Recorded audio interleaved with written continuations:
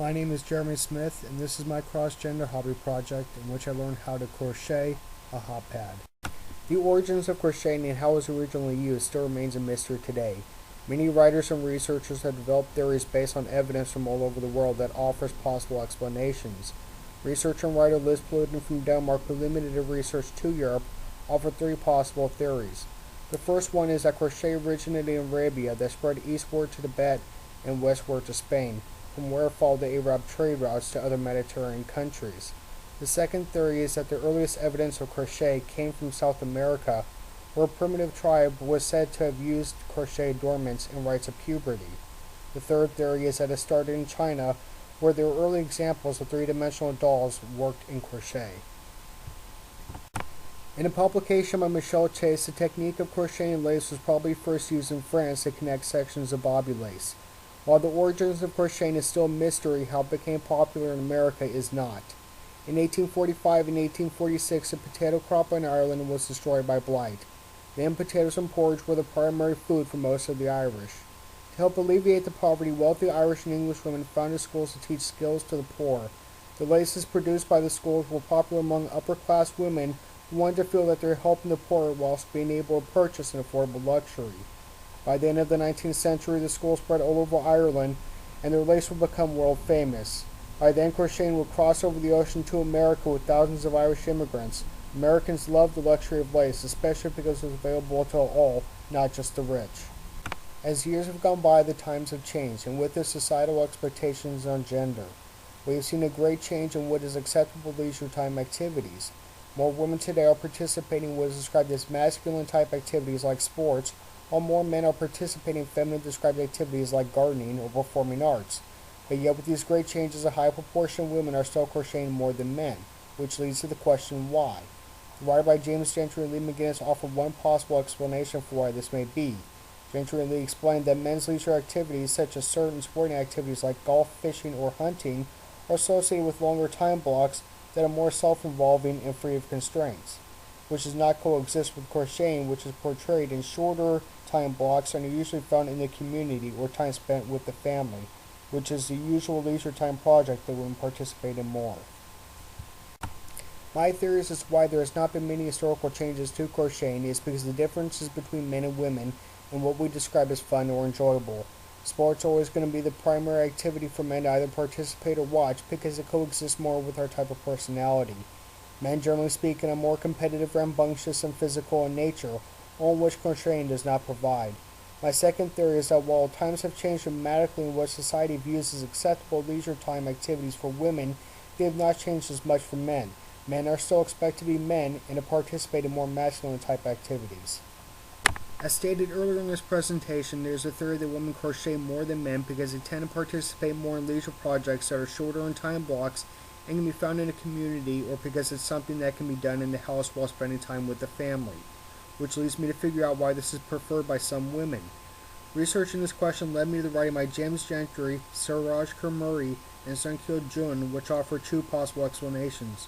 First, Gentry and company noted that while men help out around the house, they tend to select nicer tasks like playing with the children, while the women took care of the cooking and the cleaning. One reason noted for this is that women held primary accountability for the household tasks. There is an eagerness by some women to accomplish tasks to their standards. The home is the woman's domain and reluctant to share control. The second reason noted is that men are hesitant to do a gender that is not of their own. It is perceived that a man's primary responsibility is to provide for the family, and actually being with the family was secondary. While I found both theories good, there is one in particular that caught my attention, and that was that women are reluctant to relinquish some control of household tasks. So I researched further. I reread the essay by E.S. Maduro, Excuse Me While I Explode, and found a striking similarity with the theory. Maduro wrote how she and her boyfriend were house-sitting and babysitting their neighbor's 4 children, and how she immediately found herself taking over everything, the cooking, the cleaning, the laundry. Whenever her boyfriend would ask how he could help, or to teach him how to properly clean a cast iron skillet, she would fume and respond to him harshly to just leave it and she would take care of it. Maduro showed signs of that exact theory. She wasn't able to relinquish control of the household. This theory made me wonder if Gentry and others were onto something, what was the cause of it.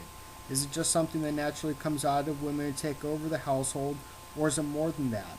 Looking back at one of our earlier readings, Many Voices, Historical Perspectives by Gaps and Gains, in which it was written that in every society people have specific roles they are expected to fulfill, based on expectations and values of the society. For all women, this social indoctrination has impaired upon them a value system which in most, if not all cases, has restricted their range of choices to a greater degree than for men.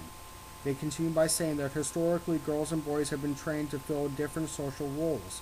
For most girls, the world was supposed to be the family, and the field of action was supposed to be the domestic circle. Society has ascribed to women the functions of child rearing and family nurturing.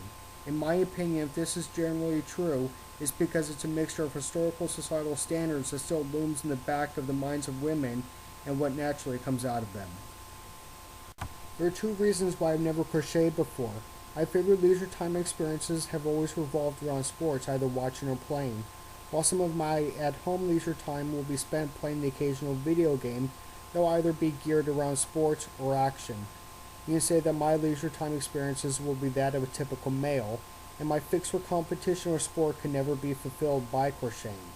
The other reason why I've never crocheted before is because of a predictive feeling of uncomfort in participating in a project that is done mostly by women. I mentioned on the discussion board before that many women in my family crochet, which was part of my hesitance. I've only seen women do it. This activity was challenging because crocheting is learning to be patient with the tedious work involved. Hooking a loose yarn from the bundle, putting it under one small loop, then hooking another part of yarn to put under the two small loops on your hook can be very frustrating. And if you ever messed up at any time during, it would mean undoing some of what you've already done. At times it was very aggravating, where I would have to walk away from it for a few minutes just to come back determined to succeed. After observing myself and my grandmother during that time, I saw a difference in how we would react trying to get through the project. I was impatient and sometimes irritable with the slow and attention to detail work that must be done, while my grandmother never seemed to be fazed or bothered by any of it. There is no doubt that experience played a great part, but I also saw that crocheting and other projects like gardening will always be geared and dominated by women because of the patience involved. Projects like these seem to give women more peace and a sense of being centered, while men see it more as work. This project was very much like a roller coaster. It had its ups and its downs. At the end of it, I was very proud of the amateur work that I had done, but yet I don't foresee crocheting ever taking a major role in my leisure time activities. Either way, I remember this project as challenging at times, fun at others, but most of all an experience that put me in another pair of shoes.